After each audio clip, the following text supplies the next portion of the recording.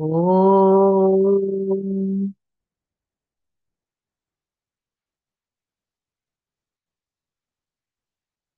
ॐ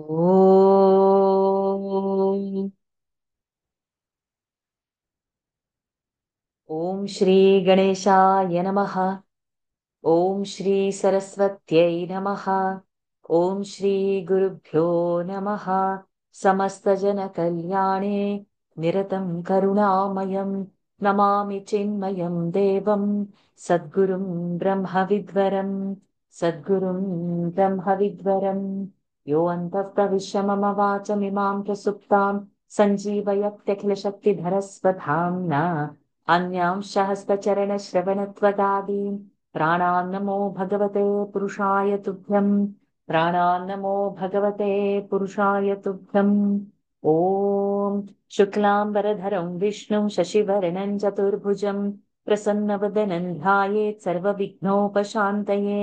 यस्य द्विरदवक्त्राद्याः पारिषद्याः परश्शतं विघ्नन्ति सततं विश्वक्सेनं तमाश्रये। व्यासं वसिष्ठनप्तारं शक्तेः पौत्रमकल्मषम् पराशरात्मजं वन्दे शुकतातन्तपोनिधिं। व्यासाय विष्णुरूपाय व्यासरूपाय विष्णवे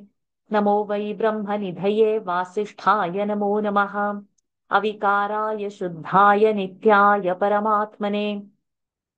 सदैकरूपरूपाय विष्णवे सर्वजिष्णवे यस्य स्मरणमात्रेण जन्मसंसारबन्धनात् विमुच्यते। नमस्तस्मै विष्णवे प्रभविष्णवे। ॐ नमो विष्णवे प्रभविष्णवे। श्रीवैशम्पायन उवाच श्रुत्वा धर्मान् शेषेण पावनानि च सर्वशः युधिष्ठिरः शान्तनवं पुनरेवाभ्यभाषत। युधिष्ठिर उवाच किमेकं दैवतं लोके किं वाप्येकं परायणं स्तुवन्तः कङ्कमर्चन्तः प्राप्नुयुर्मानवाः शुभम्। को धर्मः सर्वधर्माणां भवतः परमो मतः किञ्जपन्मुच्यते जन्तुर्जन्म संसारबन्धनात्। श्रीभीष्म उवाच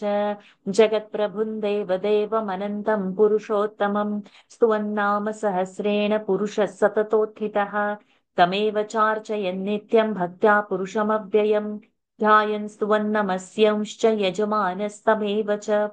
अनादिनिधनं विष्णुं सर्वलोकमहेश्वरं लोकाध्यक्षं स्तुवन्नित्यं सर्वदुःखातिगो भवेत्। ब्रह्मण्यं सर्वधर्मज्ञं लोकानां कीर्तिवर्धनं लोकनाथं महद्भूतं सर्वभूतभवोद्भवम् एष मे सर्वधर्माणां धर्मोऽधिकतमो मतः। यद्भक्त्या पुण्डरीकाक्षं स्तवैरर्चिं नरः सदा परमय्यो महत्तेजः परमय्यो महत्तपः परमय्यो महद्ब्रह्म परमय्यः परायणम् पवित्राणां पवित्रं यो मङ्गलानां च मङ्गलम् दैवतं देवतानां च भूतानां यो व्ययः पिता यतः सर्वाणि भूतानि भवन्त्यादियुगागमे यस्मिंश्च प्रलयं यान्ति पुनरेव युगक्षये तस्य लोकप्रधानस्य जगन्नाथस्य भूपते विष्णोर्नाम सहस्रं मे शृणु पापभयापहम्। यानि नामानि गौणानि विख्यातानि महात्मनः ऋषिभिः परिगीतानि तानि वक्ष्यामि भूतये। ऋषिर्नाम सहस्रस्य वेदव्यासो महामुनिः छन्दो निष्टुप् तथा देवो भगवान् देवकीसुतः अमृतांशूद्भवो बीजं शक्तिर्देवकी नन्दनः हृदयन्तस्य शान्त्यर्थे विनियुज्यते विष्णुं जिष्णुं महाविष्णुं प्रभविष्णुं महेश्वरम् अनेकरूपदैत्यान्तं नमामि पुरुषोत्तमम्। अस्य श्रीविष्णोर्दिव्यसहस्रनाम स्तोत्रमहामन्त्रस्य श्रीवेदव्यासो भगवान् ऋषिः अनुष्टुप् छन्दः श्रीमहाविष्णुः परमात्मा श्रीमन् नारायणो देवता अमृतांशूद्भवो भानुरिति बीजम् देवकीनन्दनसृष्टेति शक्तिः उद्भवः क्षोभणो देव इति परमो मन्त्रः शङ्खभृं नन्दकी चक्रीति कीलकम् शार्ङ्गधन्वा गदाधर इत्यस्त्रम् रथाङ्गपाणिरक्षोभ्य इति नेत्रम् त्रिसामा सामग सामेति कवचम् आनन्दं परब्रह्मेति योनिः ऋतुः सुदर्शनः काल इति दिग्बन्धः श्रीविश्वरूप इति ध्यानम् श्रीमहाविष्णुप्रीत्यर्थे श्रीसहस्रनाम जपे विनियोगः ध्यानम् क्षीरोदन्वत्प्रदेशे शुचिमणिविलसत्सैकते मौक्तिकानाम् मालाक्लुप्तासनस्थस्फटिकमणिनिभैर्मौक्तिकैर्मण्डिताङ्गः शुभ्रैरभ्रैरदभ्रैरुपरि विरचितैर्मुक्तपीयूषवर्षैः आनन्दीनः पुनीयादरिनलिनगदा शङ्खपाणिर्मुकुन्दः भूः पादौ यस्य नाभिर्व्यदसुरनिलश्चन्द्रसूर्यौ च नेत्रे कर्णावाशा शिरोद्यौर्मुखमपि दहनो यस्य वास्तेयमब्धिः अन्तस्थं यस्य विश्वं सुरनरखगो भोगि गन्धर्वदैत्यैः चित्रं रम्यते तन्त्रिभुवनवपुषं विष्णुमीशं नमामि ॐ नमो भगवते वासुदेवाय शान्ताकारं भुजगशयनं पद्मनाभं सुरेशं विश्वाधारं गगनसदृशं मेघवर्णं शुभाङ्गं लक्ष्मीकान्तं कमलनयनं योगिभिर्ध्यानगम्यं वन्दे विष्णुं भवभयहरं सर्वलोकैकनाथं मेघश्यामं पीतकौशेयवासं श्रीवत्साङ्कं कौस्तुभोद्भासिताङ्गं पुण्योपेतं पुण्डरीकायताक्षं विष्णुं वन्दे सर्वलोकैकनाथम् नमः समस्तभूतानामादिभूताय भूभृते अनेकरूपरूपाय विष्णवे प्रभविष्णवे सशङ्खचक्रं सकिरीटकुण्डलं सपीतवस्त्रं सरसीरुहे क्षणं सहारवक्षस्थलशोभिकौस्तुभं नमामि विष्णुं शिरसा चतुर्भुजम् छायायां पारिजातस्य हेमसिंहासनोपरि आसीनमम्बुदश्याममायताक्षमलङ्कृतम् चन्द्राननं चतुर्बाहुं श्रीवत्साङ्कितवक्षसं रुक्मिणी सत्यभामाभ्यां सहितं कृष्णमाश्रये ॐ नमो भगवते वासुदेवाय ॐ विश्वस्मै नमः ॐ विश्वं विष्णुर्वषत्कारो भूतभव्यभवत्प्रभुः भूतकृद्भूतभृद्भावो भूतात्मा भूतभावनः भूतात्मा परमात्मा च मुक्तानां परमागतिः अव्ययः पुरुषः साक्षी क्षेत्रज्ञोऽक्षर एव च योगो योगविदान्नेता प्रधानपुरुषेश्वरः नारसिंहवपुः श्रीमान् केशवः पुरुषोत्तमः सर्वशिवस्थाणुर्भूतादिर्निधिरव्ययः सम्भवो भावनो भर्ता प्रभवः प्रभुरीश्वरः स्वयंभू शम्भुरादित्यः पुष्कराक्षो महास्वनः अनादिनिधनो धाता विधाता धातुरुत्तमः अप्रमेयो हृषीकेशः पद्मनाभोमरप्रभुः विश्वकर्मा मनुस्त्वष्टा स्थविष्ठस्थविरो ध्रुवः अग्राह्य शाश्वतः कृष्णो लोहिताक्षः प्रतर्दनः प्रभूतस्त्रिककुब्धाम पवित्रं मङ्गलं परम्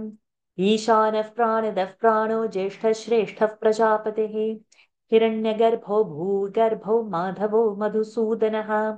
ईश्वरो विक्रमी धन्वी मेधावी विक्रमः क्रमः अनुत्तमो दुराधर्षः कृतज्ञः कृतिरात्मवान् सुरेश शरणौ शर्म विश्वरेताः प्रजाभवः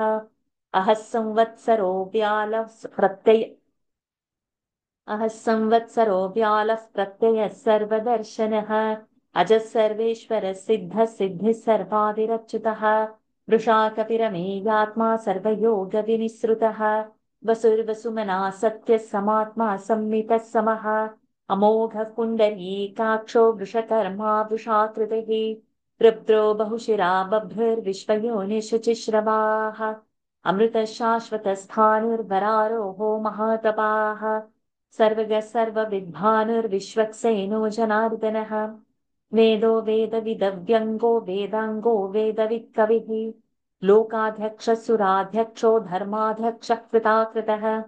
चतुरात्मा चतुर्व्यूहश्चतुर्दंश्रश्चतुर्भुजः भ्राजिष्णुर्भोजनं भोक्ता सहिष्णुर्जगदादिजः अनघो विजयो जेता विश्वयोनिः पुनर्वसुः उपेन्द्रो वामनः प्रांशुरमोघः शुचिरूर्जितः अतीन्द्रसङ्ग्रहः सर्गो धृतात्मा नियमो यमः वेद्यो वैद्यः सदा योगी वीरः माधवो मधुः अतीन्द्रियो महामायो महोत्साहो महाबलः महाबुद्धिर्महावीर्यो महाशक्तिर्महाद्युतिः अनिर्देशवपुः श्रीमानमेयात्मा महाद्रिदृक् महेश्वासो महीभर्ता श्रीनिवासः सताङ्गतिः अनिरुद्धः सुरानन्दो गोविन्दो गोविदां पतिः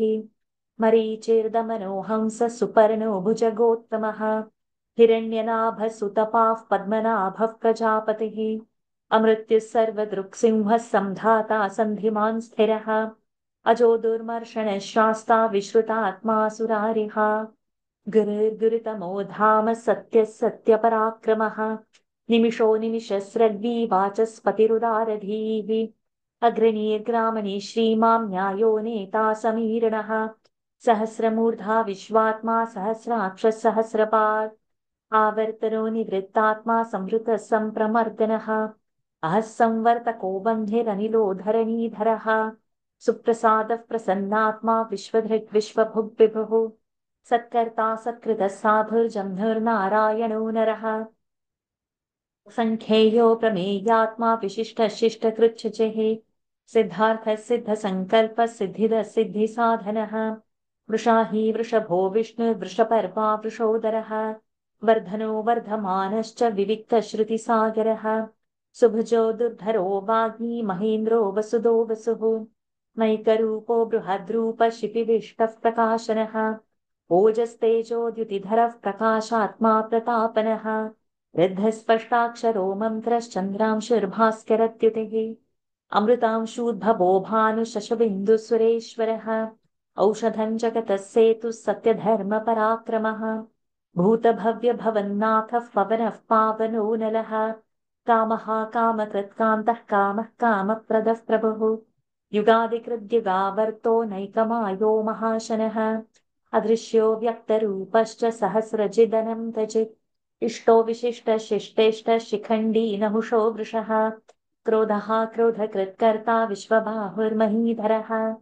अच्युतः प्रथितः प्राणः प्राणदो वासवानुजः अपानिधिरधिष्ठानमप्रमत्तः प्रतिष्ठितः स्कन्दस्कन्दधरो धुर्यो वरदो वायुवाहनः वासुदेवो बृहद्भानुरादिदेवः पुरन्दरः अशोकस्तारणस्तारः शूरः शौरिर्जनेश्वरः अनुकूलशतावर्तः पद्मी पद्मनिभेक्षणः पद्मनाभोरविन्दाक्षः पद्मगर्भः शरीरभृत् महर्षिवृद्धो वृद्धात्मा महाक्षो गरुडध्वजः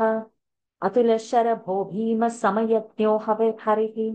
सर्वलक्षणलक्षण्यो लक्ष्मीवान् समितिञ्जयः विक्षरो रोहितो मार्गो हेतुर्दामोदरः सहः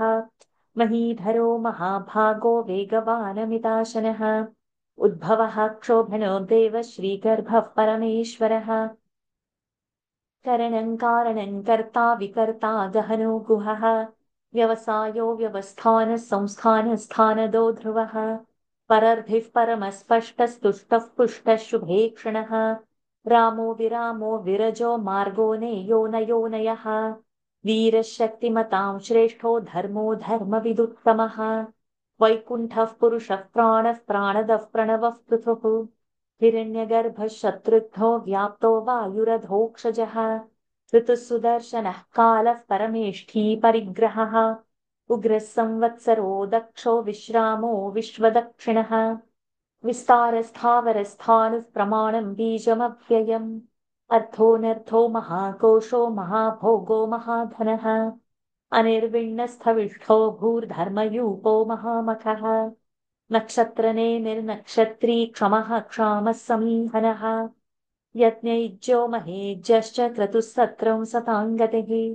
सर्वदर्शी विमुक्तात्मा सर्वज्ञो ज्ञानमुत्तमम् सुवृतः सुमुखः सूक्ष्मः सुघोषः सुखदः सुहृत् मनोहरो जितक्रोधो वीरबाहुर्विदारिणः स्वापनस्वपशो व्यापी नैकात्मानैककर्मकृत्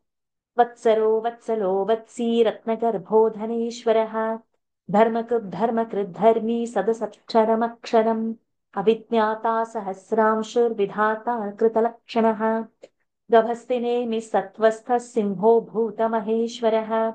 आदिदेवो महादेवो देवेशो देवभृद्गुरुः उत्तर गोपतेर्गोप्ता ज्ञानगम्यः पुरातनः शरीरभूतभृद्भोक्ता कपीन्द्रो भूरि दक्षिणः सोमपो मृतपः सोमः पुरुजित्कुरु सत्तमः विनयोजय सत्यसन्धो दाशानः सात्वतां पतिः जीवो विनयिता साक्षी मुकुन्दो मितविक्रमः अम्भोनिधिरनन्तात्मा महोदधिशयोऽन्तकः अजो महार्ह स्वाभाव्योजितामित्रः प्रमोदनः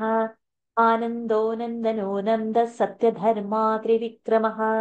महर्षिः कपिलाचार्यः कृतज्ञो मेदिनीपतिः त्रिपदस्त्रिदशाध्यक्षो महाशृङ्गः कृतान्तकृत् महावराहो गोविन्दः सुषेणः कनकाङ्गदी गुह्यो गभीरो गहनो गुप्तश्चक्रगदाधरः वेधास्वाङ्गोचितः कृष्णो दृढः सङ्कर्षणोच्युतः वरुणो वारुणो वृक्षः पुष्कराक्षो महामनाः भगवान् भगहानन्दी वनमाली हलायुधः आदित्यो ज्योतिरादित्यः सहिष्णुर्गतिसत्तमः सुधन्वा खण्डपरशुर्दारुणो द्रविणप्रदः दिवि स्पृक्सर्वदृग्व्यासो वाचस्पतिरयो निजः त्रिसामासामकः साम निर्वाणं भेषजं भिषक् सन्न्यासकृच्छमः शान्तो निष्ठा शान्तिः परायणम् शुभाङ्गः शान्तिदः स्रष्टा कुमुदः कुवलेशयः गोहितो गोपतेर्गोप्ता वृषभाक्षो वृषप्रियः अनिवर्ती निवृत्तात्मा सङ्क्षेप्ता क्षेमकृच्छिदः श्रीवत्सवक्षा श्रीवास श्रीपतिः श्रीमतां वरः श्रीदश्रीश श्रीनिवास श्रीनिधिः श्रीविभावनः श्रीधर श्रीकर श्रेय श्रीमान् लोकत्रयाश्रयः स्वक्षस्वङ्गशतानन्दो नन्दिर्ज्योतिर्गणेश्वरः विजितात्मा विधेयात्मा सत्कीर्तिश्छिन्न संशयः उदीर्णः सर्वतश्चक्षुरनीश शाश्वतस्थिरः भूषयो भूषणो भूतेरशोकः शोकनाशनः अर्चिष्मानर्चितः कुम्भो विशुद्धात्मा विशोधनः अनिरुद्धो प्रतिरथः प्रद्युम्नो मितविक्रमः कालनेमिनिहावीरः शौरिः शूरजनेश्वरः त्रिलोकात्मा त्रिलोकेशः केशवः केशिहा हरिः कामदेवः कामपालः कामी कान्तः कृतागमः अनिर्देशवपुर्विष्णुर्वीरो नम्तो धनञ्जयः ब्रह्मण्यो ब्रह्मकृद्ब्रह्मा ब्रह्म ब्रह्मविवर्धनः ब्रह्मविद्ब्राह्मणो ब्रह्मी ब्रह्मज्ञो ब्राह्मणप्रियः महाक्रमो महाकर्मा महातेजा महोरगः महाक्रतुर्महायज्वा महायज्ञो महाहविः स्तव्यस्तवप्रियस्तोत्रं स्तुतिस्तोतारणप्रियः पूर्णः पूरयिता पुण्यः पुण्यकीर्तिरनामयः मनोजवस्तीर्थकरो वसुरेता वसुप्रदः वसुप्रदो वासुदेवो वसुर्वसुमना हविः सद्गतिः सत्कृतिः सत्ता सद्भूतिः सत्परायणः शूरसेनो यदुश्रेष्ठः सन्निवासः सुयामुनः भूतावासो वासुदेवः सर्वासुनिलयो नलः दर्पः दर्पदो दृप्तो दुर्धरोऽथा पराजितः विश्वमूर्तिर्महामूर्तिर्दीतमूर्तिरमूर्तिमान् अनेकमूर्तिरव्यक्तः शतमूर्तिः शताननः एकोनैकः स वः कः किं यत्तत्पदमनुत्तमम् लोकबन्धुर्लोकनाथो माधवो भक्तवत्सलः सुवर्णवर्णो हेमाङ्गो वराङ्गश्चन्दनाङ्गदी वीरः विषमः शून्यो घृताशीरचलश्चलः अमानी मानदो माम्यो लोकस्वामी त्रिलोकधृक् सुमेधा मेधजो धन्यः सत्यमेधाधराधरः तेजो वृषोद्युतिधरः सर्वशस्त्रभृताङ्वरः प्रग्रहो निग्रहो व्यग्रो नैकशृङ्गो गदाग्रजः चतुर्मूर्तिश्चतुर्बाहुश्चतुर्व्यूहश्चतुर्गतिः चतुरात्मा चतुर्भावश्चतुर्वेदविदेकपात् समावर्तो निवृत्तात्मा दुर्जयो दुरतिक्रमः दुर्लभो दुर्गमो दुर्गो दुरावासो दुरारिः शुभाङ्गो लोकसारङ्गः सुतं तुस्तन्तुवर्धनः इन्द्रकर्मा महाकर्मा कृतकर्मा कृतागमः उद्भवसुन्दरः सुन्दो रत्ननाभः सुलोचनः अर्कोवाच सनशृङ्गी जयन्तः सर्वविजयी सुवर्णबिन्दुरक्षोभ्य सर्ववागीश्वरेश्वरः महाहृदो महागर्तो महाभूतो महानिधिः कुमुदः कुन्दरः कुन्दः पर्जन्यः पावनो निलः अमृताशोऽमृतवपुः सर्वज्ञः सर्वतोमुखः सुलभः सुव्रतः सिद्धः शत्रुजिच्छत्रुतापनः न्यग्रोधोदुम्बरश्वत् न्यग्रोधोदुम्बरोऽश्वत्थश्चाणूराम्रनिषूदनः सहस्रार्चिः सप्तजिह्वः सप्तैधा सप्तवाहनः अमूर्तिरनघोचिन्त्यो भयकृद्भयनाशनः अनिर्बृहत्कृशस्थूलो गुणभ्रम् निर्गुणो महान् अधृतस्वधृतस्वास्यः प्राग्वंशो वंशवर्धनः भारभृत्कथितो योगी योगीशः सर्वकामदः आश्रमश्रमणः क्षामः सुपर्णो वायुवाहनः धनुर्धरो धनुर्वेदो दण्डो दमयिता दमः अपराजितः सर्वसहो नियन्तार्यमो यमः सत्त्ववान् सात्विकः सत्यः सत्यधर्मपरायणः अभिप्रायः प्रियार्होरः प्रियकृत्प्रीतिवर्धनः विहाय स गतिर्ज्योतिः सुरुचिर्हुतभुग्विभुः रविर्विरोचनः सूर्यः सवितारविलोचनः अनन्तो हुतभुग्भोक्ता सुखदो नैकदोऽग्रजः अनिर्विण्णः सदामर्षि लोकाधिष्ठानमद्भुतः सनातनतमः कपिलः कपिरप्ययः स्वस्ति कृत्स्वस्ति स्वस्ति भुक् स्वस्ति दक्षिणः अरौद्रः कुण्डली चक्री विक्रम्यूर्जितशासनः शब्दातिगः शब्दसः शिशिरः शर्वरीकरः अक्रूरः पेशलो दक्षो दक्षिणः क्षमिणो वरः विद्वत्तमो वीतभयः पुण्यश्रवणकीर्तनः उत्तारणो दुष्कृतिः पुण्यो दुःस्वप्ननाशनः वीरः रक्षणः सन्तो जीवनः पर्यवस्थितः अनन्तरूपोऽनन्तश्रीर्जितमन्युर्भयापहः चतुरस्रो गभीरात्मा विदिशो व्यादिशो दिशः अनादिर्भूर्भुवो लक्ष्मी सुवीरो रुचिराङ्गदः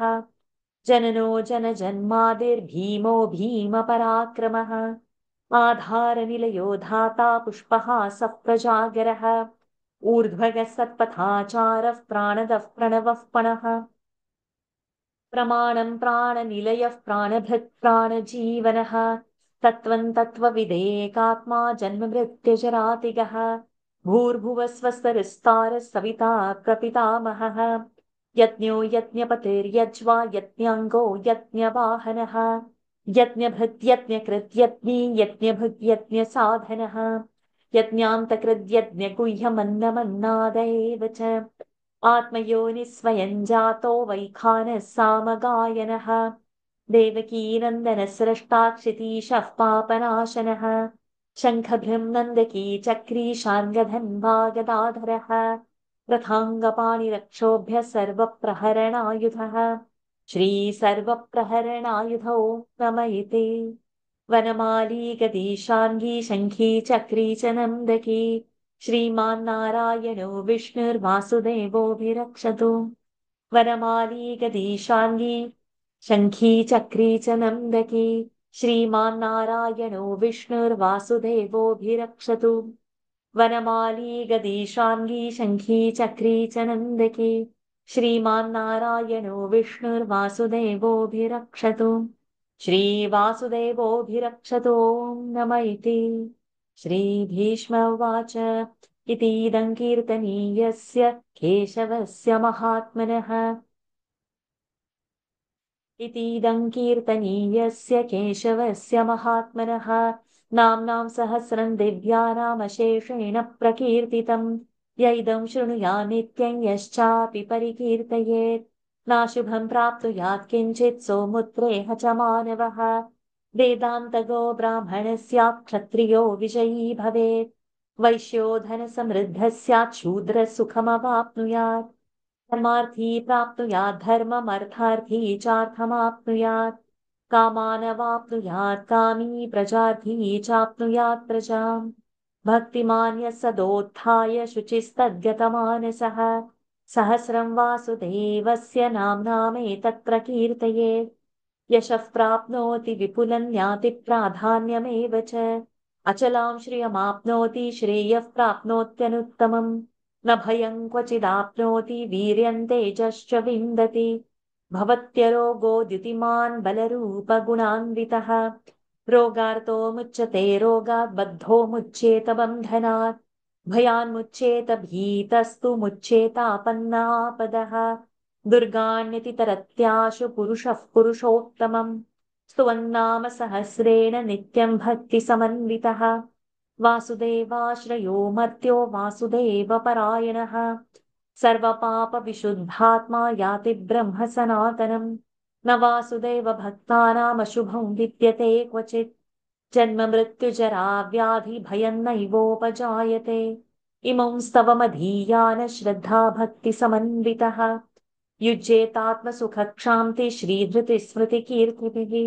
न क्रोधो न च मात्सर्यन्न लोभो न शुभामतिः भवन्ति कृतपुण्यानां भक्तानां पुरुषोत्तमे द्यौसचन्द्रार्कनक्षत्राखं दिशो भूर्महोदधिः वासुदेवस्य वीर्येण विधृतानि महात्मनः ससुरासुरगन्धर्वं स यक्षोरगराक्षसम् जगद्वशे वर्ततेदं कृष्णस्य सचराचरम् इन्द्रियाणि मनो बुद्धिः सत्त्वं तेजो बलं धृतिः वासुदेवात्मकान्याहुः क्षेत्रं क्षेत्रज्ञ एव च सर्वागमानामाचारः प्रथमं परिकल्पते आचारप्रभवो धर्मो धर्मस्य प्रभुरच्युतः वृषभः पितरो देवा महाभूतानि धातवः जङ्गमा जङ्गमं चेदं जगन्नारायणोद्भवम् योगो ज्ञानं तथा साङ्ख्यं विद्या शिल्पादिकर्म च वेदाशास्त्राणि विज्ञानमेतत् सर्वं जनार्दनात् एको विष्णुर्महद्भूतं पृथग्भूतान्यनेकशः त्रीन् लोकान् व्याप्य भूतात्मा भुङ्क्ते विश्वभुगव्ययः इमं स्तवं भगवतो विष्णोर्व्यासेन कीर्तितम् भेद्यैच्छेत् पुरुषः श्रेयः प्राप्तुं सुखानि च विश्वेश्वरमजं देवं जगतः प्रभुमव्ययम् भजन्ति ये पुष्कराक्षं ते यान्ति पराभवम् न ते यान्ति पराभवमों नम इति अर्जुन उवाच पद्मपत्रविशालाक्ष पद्मनाभसुरोत्तम भक्तानामनुरक्तानां त्राता भव जनार्दन श्रीभगवानुवाच यो मान्नाम सहस्रेण स्तोतुमिच्छति पाण्डव सोऽहमेकेन श्लोकेन स्तुत एव न संशयः स्तुत एव न संशयो नमयति व्यास उवाच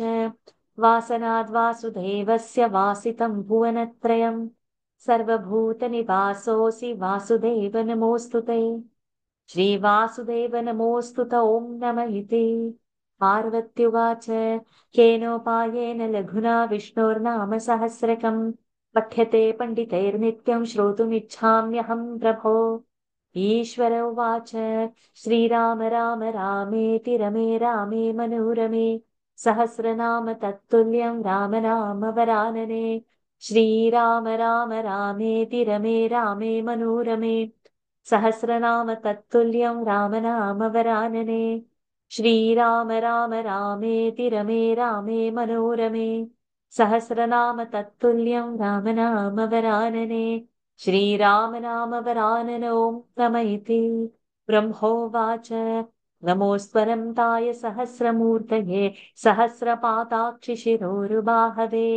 सहस्रनाम्ने पुरुषाय शाश्वते सहस्रकोटियुगधारिणे नमः सहस्रकोटियुगधारिण ॐ नम इति सञ्जय उवाच यत्र योगेश्वरः कृष्णो यत्र पार्थो धनुर्धरः तत्र श्रीर्विजयो भूतिर्ध्रुवा नीतिर्मतिर्मम श्रीभगवानुवाच अनन्या चिन्तयन्तो मां ये जनाः पर्युपासते तेषां नित्याभियुक्तानां योगक्षेमं वहाम्यहम् परित्राणाय साधूनां विनाशाय च दुष्कृतां धर्मसंस्थापनार्थाय सम्भवामि युगे युगे आर्ता विषण्णाश्च शिथिलाश्च भीताः घोरेषु च व्याधिषु वर्तमानाः सङ्कीर्त्य नारायण शब्दमात्रं विमुक्तदुःखाः सुखिनो भवन्तु कायेन वाचा मनसेन्द्रियैर्वा बुद्ध्यात्मना वा प्रकृते स्वभावात् करोमि यद्यत् सकलं परस्मै नारायणायेति समर्पयामि। ॐ तत्सत्। इति श्रीमहाभारते शतसहस्रिकायां संहितायां वैयासिक्याम् आनुशासनिकपर्वणि श्रीभीष्मयुधिष्ठिरसंवादे श्रीविष्णुसहस्रनामस्तोत्रम् सम्पूर्णम्। यदक्षरपदभ्रष्टं मात्राहीनं तु यद्भवेत् तत्सर्वं क्षम्यतां देव नारायण नमोऽस्तु ते। विसर्गबिन्दुमात्राणि पदपादाक्षराणि च न्यूनानि चातिरिक्तानि क्षमस्व पुरुषोत्तम। अन्यथा शरणं नास्ति त्वमेव शरणं मम। तस्मात् कारुण्यभावेन रक्ष रक्ष जनार्दन। ॐ पूर्णमदः पूर्णमिदं पूर्णात् पूर्णमुदच्यते पूर्णस्य पूर्णमादाय पूर्णमेवावशिष्यते। ॐ शान्ति शान्ति शान्तिः। हरिः ओम् श्रीगुरुभ्यो नमः। हरिः ओम् श्रीकृष्णार्पणमस्तु। Hari Om everyone. Thank you for joining. Hari Thank Om you, Varsha. Bhattaji. Thank Hari you, Varsha. you so much. Thank you. Hari Om. Hari Om. Hari Om.